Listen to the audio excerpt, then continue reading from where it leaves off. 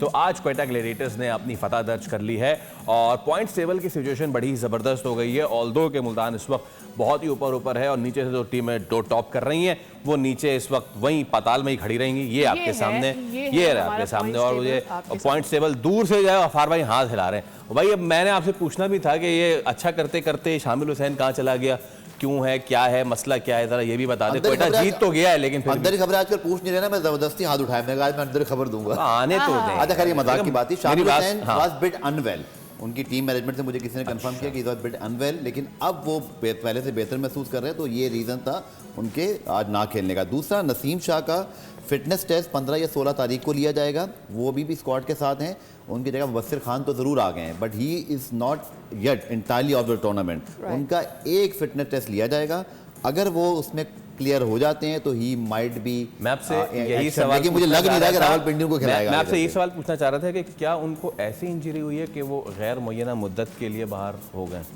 मुझे बड़ा अजीब सा वर्ड लगा, क्योंकि हेल्थ बुलेटिन हम 15 साल से मुझे सहाफत करते हुए हो गए, रीज़न लिखा होता है इतना रेस्ट है। तनवीर फास्ट बॉलर, इनको पता है कि आपको डॉक्टर एग्जैक्ट बता देता है आपको कितने दिनों का रेस्ट है, फिर रिहैब है। तो मुझे भी इसकी कुछ समझ नहीं आई, लेकिन जो खबर थी मैंने आपको दे दी कि वो टीम के साथ हैं, 15-16 का उनको टेस्ट होगा।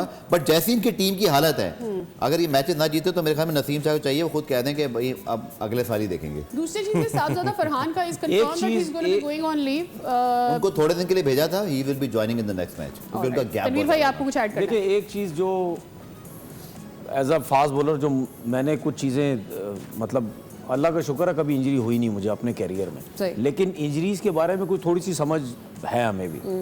अगर रिब इंजरी किसी को होती है, अगर होती है किसी को, तो मैंने ये देखा कि अगले मैच में नसीम शाह नहीं खेला, लेकिन वो किसी ट्रेनर के साथ या किसी डॉक्टर के साथ हल्की हल्की सी जॉग करता हुआ मुझे नज़र आया।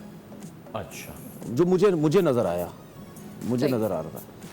तो अगर किसी को रिब इंजरी होती है तो वो एक आध दिन बाद मुझे नहीं समझ आती वो कैसे हल्की हल्की जॉग भी करता है। What is rib injury Tanvir भाई? मतलब नहीं रिब इंजरी, लेकिन हाउ वो किस तरह से अफेक्ट करती है? रप्चर हो जाते हैं आपके, खिंचते हैं ना, खिंच जाते हैं बहुत ज्यादा। सही वो जो ठीक है ना, आप एक्स्ट्रा जोर लगाने जाते हैं ना तो स्ट्रेच होते हैं बहुत ज्यादा, ठीक है ना, तो उस पे वो फिर जो है वो इंजरी हो जाती है।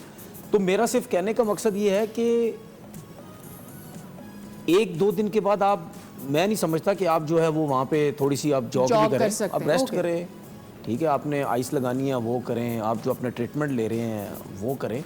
मुझे नहीं लगता कि ये इस किस्म की आपको चीज़ें करनी चाहिए कि आप हल्की हल्की जॉग भी कर रहे हैं, वो नहीं होनी चाहिए। भाई ये तो हमारा खासा रहा है, बॉलर इंजर्ड होता है उसको कहते हैं साल भर आप रेस्ट करें, वो 6 महीने बाद ऑस्ट्रेलिया में वर्ल्ड कप खेलने। देखिए एक मिनट तनवीर भाई, खुद भी तो नसीब ने सबक ले लिया होगा, उसकी जो शोल्डर इंजरी थी जिस तरह से उसका ट्रीटमेंट ऑलरेडी हुआ था, शोल्डर इंजरी का सबक लिया होगा। नहीं, उस पर भी उसकी वो इंजरी खराब हो गई थी just because they asked him to play over and over again. तो मेरे ख्याल में एक प्लेयर इतना जब पुराना हो जाता है उसको खुद भी थोड़ी सी नॉलेज आ जाती है कि उसकी अपनी इंजरी किस तरह से हमारे लड़कों को इंजरीज क्यों होती हैं,